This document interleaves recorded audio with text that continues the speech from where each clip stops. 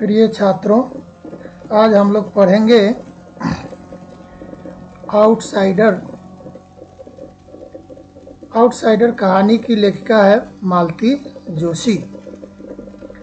इन्होंने इस कहानी के माध्यम से हमें यह बताने की कोशिश की है कि किस प्रकार से एक महिला अपने परिवार की खुशी के लिए, अपने परिवार के उत्थान के लिए, उसकी प्रगति के लिए, उसकी उन्नति के लिए अपने जीवन का सर्वस्व न्यौछावर कर देती है, लेकिन बाद में उसी परिवार के बाकी सदस्य लोग उसे आउटसाइडर मानने लगते हैं। तो इस कहानी के माध्यम से लेखिका मालती जोशी ने हमें यह बताने की कोशिश की है कि हमें भी अपनी ज़िंदगी के लिए कुछ न कुछ सोचना चाहिए और घर में जो बड़े बुजुर्ग होते हैं, माता पिता होते हैं, उन्हें भी अपने परिवार के हर सदस्यों के बारे में सोचना चाहिए। तो इस कहानी में हम लोग देखेंगे कि नीलम नाम की जो प्रमुख पात्रा है, वह अपने परिवार का पालन पोषण, परिवार की खुशी, उन्नति के लिए अपने जीवन का अधिकांश समय लगा दिया। और जब उसने अपने परिवार के बाकी सदस्यों को, 3 भाई, 1 बहन, सबको अपने पैरों पर खड़ा कर दिया, सबको पढ़ाया लिखाया, सबका विवाह कर दिया, सबों ने अपनी अपनी गृहस्थी बसा ली। जब सबों की गृहस्थी बस गई, तब जाकर सबों के दिमाग में आया कि अब नीलम का भी घर संसार बसना चाहिए, उसकी भी गृहस्थी बसनी चाहिए। तब जाकर के उन लोगों ने नीलम के विवाह का प्रस्ताव रखा, और सिर्फ प्रस्ताव ही नहीं रखा, साथ में उस प्रस्ताव की एक लंबी लिस्ट भी उन लोगों ने थमा दिया। नीलम ने सबको अस्वीकार कर दिया, रिजेक्ट कर दिया। अब यहाँ हम लोग देखेंगे कि यह कहानी शुरू कहाँ से होती है। तो यह कहानी शुरू होती है, घर में आखिरी शादी है। आखिरी शादी सबसे छोटे भाई की है। अब उस शादी के अवसर पर परिवार के सभी सदस्य जुटे हुए हैं। तो आप सभी जानते हैं कि घर में कोई उत्सव रहता है, फंक्शन रहता है, विवाह शादी का माहौल रहता है, तो लोगों को अपनी बातें करने के लिए फुर्सत नहीं होती है। उस माहौल के अनुसार, उस वातावरण के अनुसार जो ज़रूरत की बातें होती हैं, उन्हीं बातों को लोग करते हैं। तो कहानी शुरू होती है कि जो सबसे छोटा भाई था, उसका विवाह हो जाता है। विवाह होने के बाद उन्हें पति पत्नी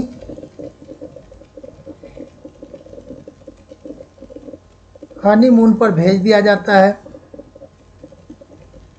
हनीमून पर जाते समय परिवार के बाकी लोग उन्हें स्टेशन तक छोड़ने गए थे। स्टेशन से छोड़ करके लौटने के बाद घर की जो हेड है, जिसका नाम है नीलम, उसने अब चैन की सांस ली। उसे इस बात को लेकर के आत्मसंतुष्टि थी कि विवाह का जो कार्यक्रम था वह अच्छी तरह से संपन्न हो गया।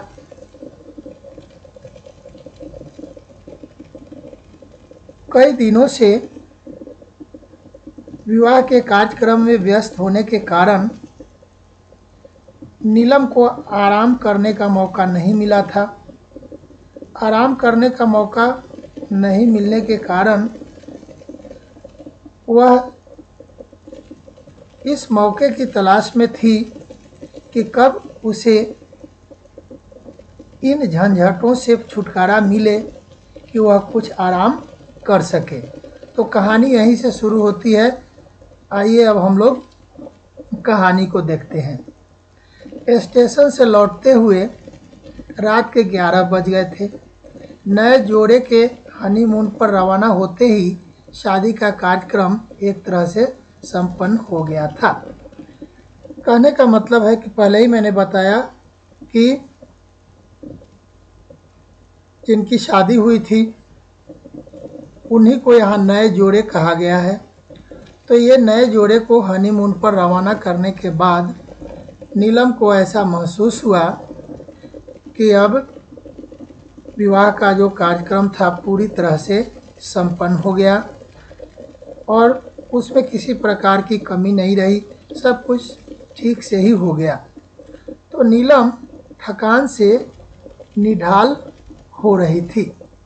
थकान से मतलब वह इतनी थकी हुई थी कि वह निढाल हो रही थी।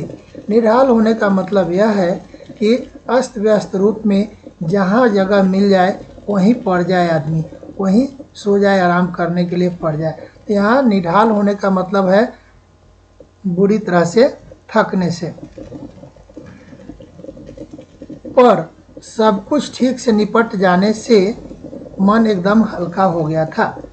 थकी तो थी लेकिन इस बात से उसे संतुष्टि थी कि सब कुछ ठीक से निपट गया, इसलिए मन हल्का हो गया।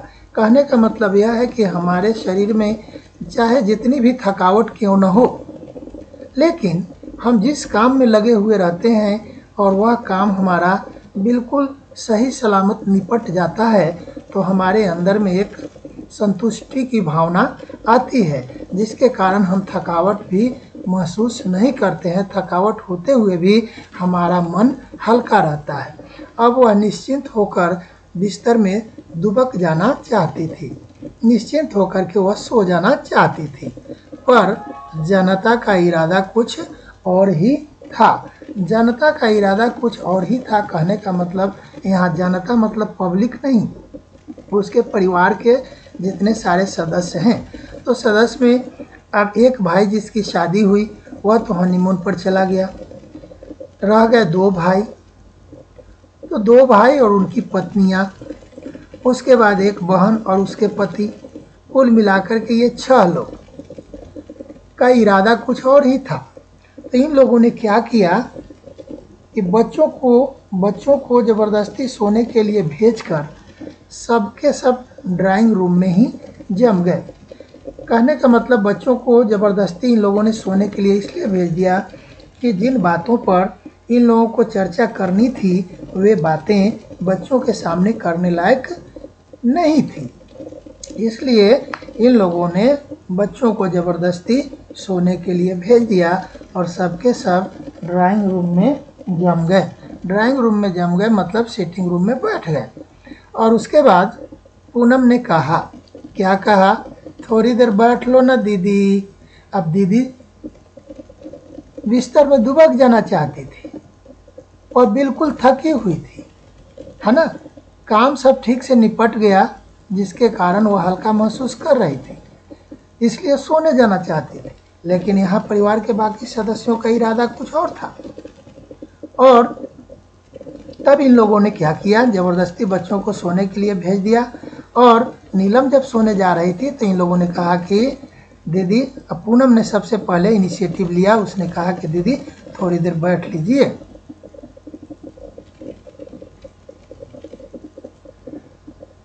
पिछले दिनों इतनी भागम भाग मची रही कि फुर्सत से बैठकर दो बातें भी न हो पाई।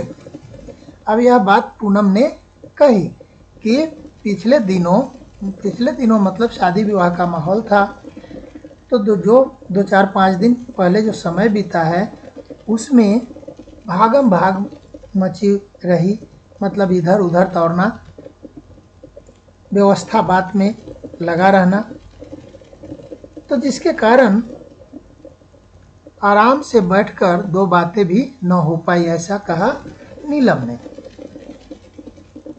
पूनम ने। और यहाँ देखिए, ये पम्मी ठीक ही कह रही थी। घर की इस आखिरी शादी में पूरा परिवार इकट्ठा हो गया था। पम्मी ठीक ही कह रही थी, क्योंकि किसी को फुर्सत नहीं मिली कि बैठ कर के बातें करें। और इस शादी में क्या हुआ कि पूरा परिवार इकट्ठा हो गया था। सुदीप तो इतनी दूर कनाडा से आया था। अब जो बड़ा भाई था, जिसका नाम सुदीप है, वह कनाडा रहता था। वह कनाडा से आया था। पर जब कनाडा से आया तो नीलम के पास समय नहीं था कि उससे कुछ और बातें करे। बस कुशल क्षेम पूछने के अतिरिक्त उससे भी ज़्यादा बात करने का वक्त नहीं मिल पाया था। कुशल क्षेम पूछने का मतलब यह है कि जब कोई हमारे यहाँ आता है तो आने के बाद हम उसका स्वागत करते हैं, बैठाते हैं, और फिर इतना तो ज़रूरी पूछ लेते हैं कि चलो भाई सब ठीक है ना। बस उस तरफ से जवाब मिलता है कि हाँ सब कुछ ठीक है।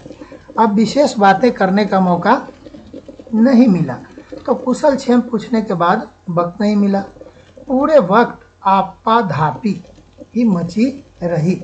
आपाधापी मचने का मतलब होता है इधर से उधर से इधर दौड़ना, इस काम को करना, फिर इस काम से जैसे निपटे दूसरा काम सिर पर आ जाए, दूसरा से निपटे तीसरा आ जाए, इसको बोलते हैं आपाधापी। कहने का मतलब कि इसको होड़ भी बोल लीजिए, है ना। तो पूरा समय जो है आपाधापी में चला गया। अब जाकर थोड़ी फुर्सत मिली है, तो इन लोगों के जाने की घड़ी भी पास आ गई है। अब विवाह निपट गया, सब ठीक से हो गया, तो अब थोड़ी फुर्सत मिली। तो थोड़ी फुर्सत मिली तो फिर जो लोग आए हुए हैं, सुदीप आया हुआ है ना, उसके बाद सुमित आया हुआ है, उसके बाद पूनम आई है, पूनम के पति नरेश आए हैं। तो ये सब अब जाने की तैयारी में भी है। पूनम 4 दिन बाद अपने ससुराल चली जाएगी। सुदीप भी अपने ससुराल वालों से मिलना चाहेगा। अब पूनम आई और वह वापस ससुराल चली जाएगी। सुदीप भी इतने दिनों के बाद कनाडा से आया है। अब वह भी तो जाकर के अपने ससुराल वालों से मिलना चाहेगा। भला इतनी दूर बार बार आना कहाँ होता है। अब बार बार आना तो होता नहीं है, और जब वह आया है तो अपने जितने सगे संबंधी लोग हैं, क्लोज रिलेटिव लोग हैं, उनसे तो वह मिल ही लेगा। बार बार आने का मौका कहाँ मिलेगा। शादी के बाद पहली बार तो आना हुआ है। जिस समय सुदीप की शादी हुई थी, शादी के बाद वह अपनी पत्नी सुषमा को लेकर के कनाडा चला गया था, और उसके बाद से वे लोग आए ही नहीं थे। तो शादी के बाद पहली बार सुषमा भी अपनी माँ के घर जाएगी। कहने का मतलब सुदीप की पत्नी अपनी माँ के घर जाएगी। सुषमा भी तो अपनों से मिलने के लिए कुलबुला रही होगी। कुलबुलाना मतलब व्याकुल होना। अपने से मिलने के लिए वह कुलबुला रही होगी। सोने का प्रोग्राम मुलतवी कर नीलम अपनी प्रिय कुर्सी पर बैठ गई। ये मुलतवी करने का मतलब होता है for the time being postpone करना, है ना। तो सोने का जो प्रोग्राम था नीलम का, जो सोने जाना चाहती थी, उसने क्या किया, थोड़ी देर के लिए उसको पोस्टपोन कर दिया। और अपनी प्रिय कुर्सी पर बैठ गई। एक सुमित को छोड़कर उसका पूरा परिवार उसके सामने था। सुमित जो सबसे छोटा भाई है, उसको छोड़कर उसका पूरा परिवार उसके सामने था। सुदीप था, सुजीत था, दोनों भाई, उनकी बहुएं सुषमा और अलका। अब यहाँ देखिएगा, ये सुदीप, सुदीप की पत्नी सुषमा, यहाँ ये सुजीत, सुजीत की पत्नी अलका, बहन पूनम और उसके पति नरेश। कुल मिलाकर के ये 6 लोग अभी सामने हैं और खुद नीलम है, 7 लोग हो गए। अपने इसी परिवार के लिए वह पिछले 25 वर्षों से खटती आ रही थी। अपना इसी परिवार के लिए 25 साल से वह खटती आ रही थी। खटती आ रही थी कहने का मतलब पहले ही जो मैंने बताया था कि नीलम किस प्रकार से अपने परिवार की उन्नति के लिए अपना पूरा जीवन न्यौछावर कर दी थी। उसने अपनी सारी खुशियाँ न्यौछावर कर दी थी इन्हीं लोगों के लिए। इन्हीं लोगों को उसने पढ़ाया लिखाया, अपने पैरों पर खड़ा किया, सबका शादी विवाह कर दिया। आज छोटे भाई की शादी के साथ ही उसकी सारी जिम्मेदारियां पूरी हो गई थी। सारी जिम्मेदारियां, उस जितनी सारी रिस्पॉन्सिबिलिटीज थी वह समाप्त हो गई, क्योंकि उसने क्या किया, सुदीप को पढ़ाया, सुजीत को पढ़ाया, पूनम को पढ़ाया, सुमित को पढ़ाया, फिर सबके सब अपने पैर पर खड़े हुए। उसके बाद उसने सबका विवाह कर दिया। अब सबसे जो छोटा भाई था ये सुमित, उसकी जब शादी उसने कर दी तब उसने सोचा कि उसकी सारी जिम्मेदारी समाप्त हो गई। वह अपने आप को बहुत हल्का और कृतार्थ अनुभव कर रही थी। हल्का मतलब रिलैक्स्ड और कृतार्थ मतलब ग्रेटफुल अनुभव कर रही थी। अब जब वह अपनी प्रिय कुर्सी पर बैठ गई, ये सब तो बीच की बातें थी, सोने का प्रोग्राम मुलतवी कर अपनी प्रिय कुर्सी पर बैठ गई और उसने कहा, तुम सब लोग आ गए, बड़ा अच्छा लगा, शादी में रौनक आ गई। उसने भाव विभोर होकर कहा। भाव विभोर होना मतलब इमोशनल होना, भाव विभोर का मतलब होता है इमोशनल होना। तो उसने कहा कि तुम सबके सब आ गए। कभी कभी अब जैसे यह कनाडा रह रहा था सुदीप, तो कनाडा से आ गया, यह बड़ी बात है। तो सबके सब आ गए तो अच्छा लगा। परिवार में कोई फंक्शन हो, शादी विवाह का मौका हो, परिवार के सभी लोग आ जाते हैं तो बड़ा अच्छा लगता है। तो शादी में रौनक हो गई, मतलब शोभा बढ़ गई। दीदी, हम लोगों को तो खैर आना ही था, पर असली रौनक तो बड़े भैया के आने से हुई है, पम्मी बोली। अब पम्मी ने कहा कि दीदी हम लोग तो नज़दीक थे, पास पड़ोस में थे, हम लोग को तो आना ही था, लेकिन असली रौनक तो तब हुई जब बड़े भैया आ गए। कहने का मतलब कि बड़े भैया इससे पहले घर में जितना फंक्शन हुआ उसमें नहीं आए थे। पम्मी की शादी में नहीं आए, उसके बाद सुजीत की शादी हुई थी, उसमें नहीं आए, तो बहुत बुरा लगा था। उसने कहा कि पिछली 2 शादियों में, तो पिछली 2 शादियां किसकी हुई? सुदीप से छोटा भाई सुजीत और सुजीत से छोटी बहन पम्मी। अब इन दोनों की जब शादी हुई थी तो उस समय वह कनाडा से नहीं आया था, तो उस समय सबको बुरा लगा था। इस बार तो उससे आना ही था, घर की आखिरी शादी जो थी। नीलम